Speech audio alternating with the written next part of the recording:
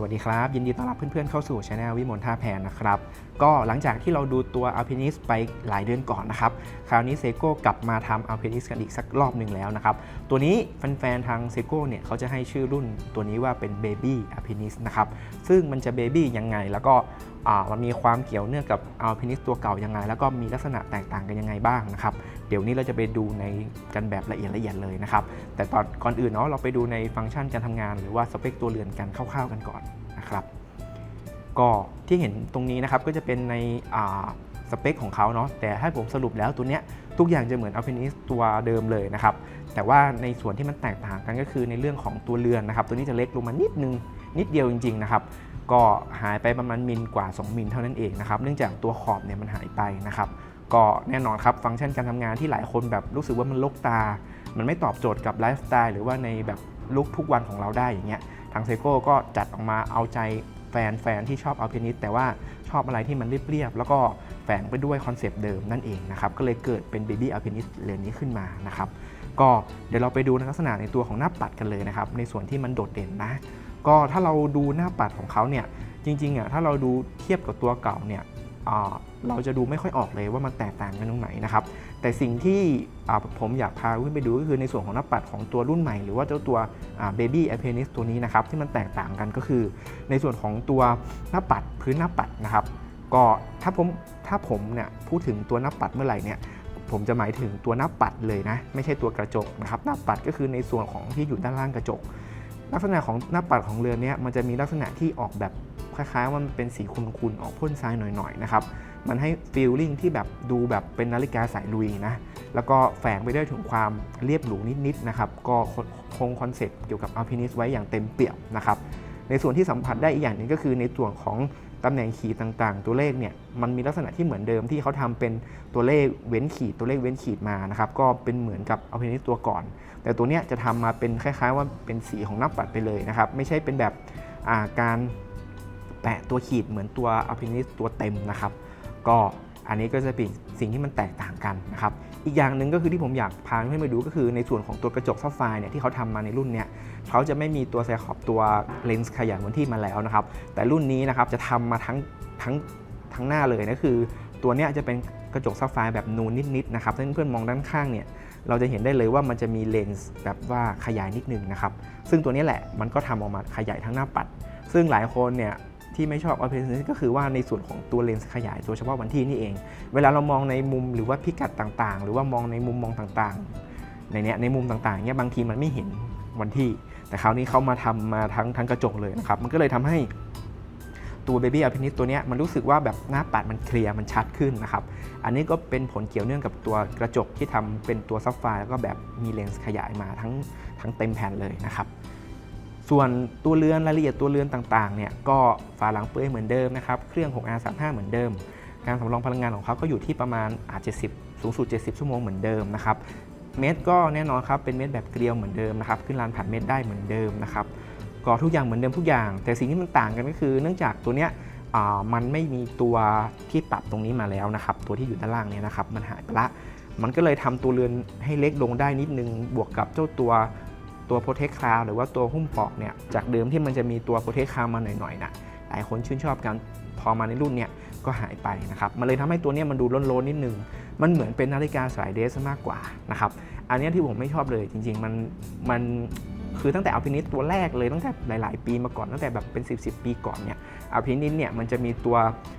หุ้มเม็ดมาอย่างอยู่แล้วเนี่ยแต่พอมาเป็นตัวใน Baby ปุ๊บเนี่ยมันเลยทำให้เจ้าตัวเม็ดหรือว่าตัวการที่มันเป็นการ protect ตัวเม็ดเนี่ยมันหายไปนะครับผมรู้สึกว่าตัวเนี้ยมันขัดใจนิดนึงในส่วนของตัว Alpinist นะครับจริงๆมันน่าจะทำมานะครับมันตัวเนี้ยมันขาดไปผมว่านิดนึงนะแต่ถ้าพูดถึงโดยรวมแล้วเนี่ยมันก็เปลี่ยนโฉมไปได้อย่างแบบเห็นได้ชัดเลยนะครับเดี๋ยวผมจะพาไปเปรียบเทียบนี่นะครับอันนี้ก็จะเป็นในส่วนของตัว Alpinist ตัวเก่านะครับตัวเก่าในที่นี้ก็คือเป็นตัวProspec แล้วนะครับไม่ใช่เป็นตัวรุ่นก่อนหน้านั้นนะเป็นตัวที่เราสามารถหาซื้อได้อยู่นะครับอันนี้ก็จะเป็นสีเขียวทั้งคู่นะครับสิ่งที่เพื่อนๆเห็นเหมือนกันก็คือเข็มเพราะผมตั้งเข็มมาเหมือนกันเนาะก็อยากให้เพื่อนๆดูได้ง่ายนะครับเนี่ยที่มันแตกต่างกันเนาะตัวเลนส์ขยายวันที่นะครับกับตัว Protect Cloud มันหายไปนะครับ แล้วก็ตัวหมุนเม็ดด้านในเนี่ยก็หายไปนะครับผมว่าถ้าให้เลือกนะถ้าใครอยากได้นาฬิกาดำน้ำแบบจริงๆจังๆทนๆนะผมอยากให้ดูเป็นตัวใหม่เพราะว่าเม็ดมันหายไปก็จริงสิ่งที่มันหายไปเนี่ยผมเชื่อว่าทางเซโก้เนี่ยเขาได้ยินนะครับว่าเรามีปัญหากันในส่วนของเม็ดซึ่งบางทีเนี่ยไอ้ตัวเม็ดไอ้เม็ดตรงเนี้ยผมจะอธิบายให้ฟังนิดนึงนะไอ้ตัวของเม็ดตรงเนี้ยมันหมุนได้ก็จริงนะครับแต่บางทีเนี่ยมันก็ยังไงคือแบบบางทีเราใช้งานไปเรื่อยๆอย่างเงี้ยถึงแม้มันดึงอะไรไม่ได้นะมันหมุนได้อย่างเดียวอย่างเงี้ยคือบางทีเวลาเราใช้งานไปเรื่อยๆเนี่ยมันจะมีความสึกของเม็ดของยางนะครับหลายครั้งหลายหนแล้วที่แบบนาฬิกาดำน้ำที่มีปุ่มหรือเม็ดเยอะๆเนี่ยบางทีผมก็ไม่อยากแนะนำให้เราเลือกถ้าเกิดใครอยากได้สายลุยอย่างแท้จริงนะหมายถึงว่าสายเรือนเดียวแล้วจบทุกสถานการณ์เอาอยู่หมดนะครับไม่ถอดเลยอย่างเงี้ยผมอยากแนะนำให้มองเป็นแบบนาฬิการุ่นที่แบบมีเม็ดมะยมเม็ดเดียวอะไรอย่างนี้ซะมากกว่ามันจะทนทานมากๆนะครับส่วนถ้ามี2เม็ดแบบนี้บางทีเนี่ยเม็ดนี้อาจจะแน่นหนาจริงแต่บางทีเนี่ยมันอาจจะมีความชื้นอะไรเข้าจากเม็ดนี้ได้นะครับแต่อันนี้ก็เป็นในส่วนของสิ่งที่ผมเจอกับลูกค้าแล้วก็สิ่งที่ปัญหาของเจ้าตัวนี้ที่มันเกิดขึ้นนะครับแต่ก็มีส่วนน้อยแหละนะครับที่มันจะมีนอกจากนาฬิกาเพื่อนใช้งานมายาวนานจริงๆถ้าเกิดซื้อใหม่แบบ 4-5 ปี 6-7 ปีเงี้ยใช้ไปเนี่ยไม่มีปัญหาหรอกนะครับแต่เนื่องจากถ้าเกิดเราใช้ไปนานๆนะครับก็อาจจะมีปัญหาเรื่องของตัวเม็ดที่มันมีปุ่มเยอะๆได้นะครับอันนี้ก็จะเป็นส่วนของ Alpinist ตัวเก่านะครับพอมาดูใน Baby ถ้าเราเทียบขนาดกันอย่างเงี้ยนะครับเราจะไม่ค่อยเห็นความแตกต่างกันของตัวเรือนเท่าไหร่นะครับแต่ถ้าเราวัดปุ๊บเนี่ยเราจะเห็นความต่างอย่างชัดเจนเลยนะครับเดี๋ยวผมจะวัดให้ดูเลยนะครับอย่างตัวเนี้ยที่เพื่อนๆดูสเปคไปแล้วเนาะถ้าเราวัดจริงๆเนี่ยเอาตำแหน่ง2นาฬิกากับ8นาฬิกานะครับจับดูเนี่ยประมาณ38นิดๆนะแล้วก็พอเราเอามาวัดเจ้าตัวนี้นะครับในตำแหน่งที่2นาฬิกากับตำแหน่งที่8นาฬิกาปุ๊บเนี่ยมันก็จะอยู่ประมาณเกือบ40นะครับซึ่งมันก็ต่างกันเล็กน้อยจริงๆนะครับมันต่างกันเล็กน้อยมากๆใครที่กำลังตัดสินใจเรื่องขนาดเนี่ยผมอยากให้มองข้ามไปเลยนะเพราะว่ามันมีไซส์ที่มันเกือบเท่ากันแล้วแหละนะครับมันไม่แตกต่างกันอย่างเห็นได้ชัดมากมายนะครับแต่ผมอยากให้พิจารณาในเรื่องของตัวหน้าตาดีกว่านะครับสำหรับคนที่ชื่นชอบอะไรที่มันเรียบๆหน่อยนึงนะครับก็ยังจะแนะนำเป็นตัวใหม่ตัวนี้ตัว Baby ตัวนี้นะครับส่วนคอนเซปต์ต่างๆเนี่ยของทาง Alpinist ก็คือเหมือนเดิมแหละนะครับเหมือนเดิมนะครับแต่ถ้าเกิดใครที่ชอบความคลาสสิกเนี่ยผมก็อยากให้ดูเป็นตัวเดิมมากกว่านะครับไม่ว่าจะเป็นตัวเข็มตัวขีดต่างๆที่ทำออกมาเนี่ยเป็นการแสดงเป็นการแปะนะครับเป็นการแปะตำแหน่งขีดต่างๆมันเลยทำให้ตัวหน้าปัดของตัวเก่าเนี่ยมันมีมิติที่มันดูนูนดูเด่นขึ้นมาแต่พอมันเป็นตัวนี้มันเหมือนเป็นแผ่นเดียวกันหมดเลยนะครับมันเลยทำให้ดูแบบเรียบๆคลีนๆหน่อยนะครับมันเลยไม่ค่อยแสดงแบบถึงความที่มันเป็นแบบอัลพินิสอย่างเต็มยังไม่ค่อยออกนะครับอันนี้ก็จะเป็นตัวสีเขียวนะครับตัวสีเขียวเนี่ยจะใช้รหัสว่า SPB 155 J1 นะครับก็อันนี้ก็จะเป็นตัวสีเขียวที่ผมคิดว่าน่าจะเป็นตัวหลักแล้วล่ะในของใน Baby Alpinist นี้นะครับต่อมานะครับที่ผมอยากให้ดูก็จะเป็นตัวสีน้ำเงินนะครับก็มาในรูปแบบเดิมนะครับแบบเจ้าตัวสีเขียวแต่ว่ามาในรูปแบบของหน้าน้ำเงินออกดำๆหน้าตาของเขาก็จะออกพ่นทรายหน่อยๆนะครับตามที่ดูไปเมื่อกี้นะครับแต่มาคราวนี้ก็จะมาในรูปแบบของสายหนังนะครับแล้วก็แบบปีกบานพับแบบปีกผีเสื้อนะครับซึ่งถ้าใครที่ชื่นชอบนาฬิกาแบบนี้นะก็ถือว่าตอบโจทย์นะครับก็เป็นนาฬิกาลูกหรูแหละแต่ก็แฝงไว้ด้วยความทนทานของโปรสเปกอยู่นะครับก็ดูดีเลยทีเดียวนะครับสำหรับเจ้าตัวหน้าน้ำเงินนี้นะสายของตัวเนี้ยผมชื่นชอบอย่างหนึ่งก็คือว่าสายของทางเซโก้เนี่ยทำออกมาได้ค่อนข้างที่จะดีมากนะครับไม่ว่าจะเป็นตัวพื้นผิวที่ผมจับแล้วรู้สึกมันลื่นมากนะครับแล้วก็ตัวด้านหลังเนี่ยทำแบบเป็นยางแบบเป็นหนังแบบคือมันไม่เชิงเป็นยางนะมันเป็นหนังหมดเลยแล้วก็ทำออกมาเป็นแบบรู้เลยว่าถ้าเกิดมันโดนน้ำโดนอะไรเนี่ยมันค่อนข้างที่จะทนทานพอสมควรเลยนะแล้วก็เนื้ออะไรของเขาเนี่ยเวลาใช้ไปก็จะไม่แตกง่ายนะครับมันเหมือนหนังผสมยางมากๆนะครับมันให้ฟีลนั้นเลยนะแล้วก็ทำมาเป็นแบบคลิปตามสีนะครับก็ให้ลุคแบบวินเทจหน่อยๆนะครับก็ถือว่าออกแบบมาอย่างลงตัวนะครับสำหรับเจ้าตัว Baby Alpinist นะครับผมว่า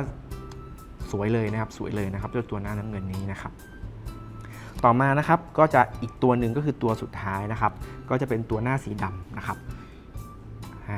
ก็ตัวนี้ใครที่ชื่นชอบสีดำหรือว่าออกแบบเทาๆหน่อยนะครับเรือนนี้ก็อาจจะตอบโจทย์นะครับอันนี้ผมใส่มาให้ดูเลยว่าถ้าเกิดแบบบานพับแบบนี้เวลามันใส่เนี่ยมันเป็นยังไงนะครับเพราะว่าเพื่อนๆสอบถามกันมาพอสมควรแบบคนที่แบบไม่เคยใส่อย่างเงี้ยนะครับก็ ก็เวลาเราใส่เนาะก็จะแบบนี้นะนี่นะครับเวลาเราใส่มันก็จะเข้ารูแบบนี้พอเข้ารูเสร็จเราก็จะล็อกอย่างนี้นะครับแล้วพอเราใส่บนนาฬิกาอย่างเงี้ยแล้วก็ล็อกตรงนี้มันจะแก๊ปเข้าไปเลยนะครับแล้วก็เนี่ยนะครับแล้วก็จะเข้าห่วงมันจะเป็นแบบนี้นะครับอย่างเงี้ยนะครับมันจะเป็นแบบนี้แล้วพอเราใส่อย่างเงี้ยแล้วพอเราจะถอดเนี่ยเราก็แค่เอาออกจากห่วงเสร็จแล้วก็กดปุ่มนะครับมันก็จะดีดออกแล้วเวลาเราวางเนี่ยเราก็จะวางแบบนี้นะครับอันเนี้ยเป็นข้ออย่างหนึ่งที่แบบผมรู้สึกว่าแบบบางทีถ้าเกิดเราวางแบบนี้มันก็ได้แต่ว่ามันก็ดูแบบว่ามันต้องวางแบบเนี้ยผมว่าจะดีกว่าคืออันนี้คือผมติดอย่างหนึ่งก็คือผมไม่ค่อยชอบบานพับแบบนี้เท่าไหร่นะครับแต่บางคนที่แบบมีบานพับแบบนี้บางคนก็ซื้อที่ห้อยมานะครับเวลาวางก็อาจจะวางแบบนี้มันก็เลยทำให้นาฬิกามันดูดีแต่พอเราวางแบบนี้ปุ๊บหรือว่ามาวางแบบนี้ปุ๊บผมว่ามันก็อย่างเงี้ยมันก็รู้สึกว่าแบบมันวางค่อนข้างลำบากแล้วบางทีมันก็ล้มอะไรอย่างเงี้ยอันนี้ก็เป็นจุดหนึ่งที่ผมไม่ค่อยชอบบานพับแบบนี้เท่าไหร่นะครับแต่ก็ในนาฬิกาที่พูดถึงนาฬิการะดับแบบบนหน่อยหรือว่านาฬิการะดับแบบเน้นความหรูหรานิดนึงเนี่ยแล้วก็เป็นแบบสายหนังเนี่ยหลายครั้งหลายหนละที่เขาจะทำบานพับมาแบบนี้นะครับอันนี้ก็แล้วแต่เราชอบแล้วแต่เราเลือกนะครับก็ถือว่าทำออกมาได้ค่อนข้างดีนะครับทั้ง2สีเลยนะครับสายเสยทำออกมาได้อย่างดีมากนะครับส่วนราคาของเขาเนี่ยถ้าเป็นตัวรุ่นใหม่เนี่ยก็หรือว่าตัว Baby Alpinist เนี่ยก็ราคาเขาจะดรอปลงมาจากตัวปกติเนี่ยเล็กน้อยเท่านั้นเองนะครับก็อยู่เท่านี้นะครับส่วนรายละเอียดนาฬิการุ่นอื่นๆนะครับก็หรือว่าสีอื่นๆเนี่ยของทาง Baby Alpinist เพื่อนๆสามารถคลิกดูในลิงก์ใต้คลิปได้เลยนะครับก็ผมก็จะลงไว้ให้เรียบร้อยแล้วนะครับส่วนกลางคืนหรือว่าภายน้ำของเจ้ารุ่นนี้นะครับก็เป็นสีฟ้าแบบ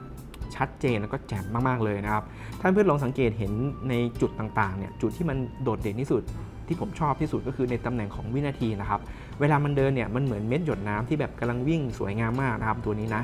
ก็โดยปกติแล้วเนี่ยเจ้าลูมิไบต์หรือว่าซูเปอร์ลูมิโนวาไม่ว่าจะเป็นฝั่งไซโก้หรือฝั่งสวิสเนี่ยโดยปกติแล้วเนี่ยเวลาอยู่ในที่มืดเนี่ยมันจะสว่างเนี่ยผมบอกก่อนเลยนะมันสว่างได้ไม่นานไม่ใช่ว่าจะสว่างทั้งคืนนะอย่างเก่งก็ชั่วโมงนึง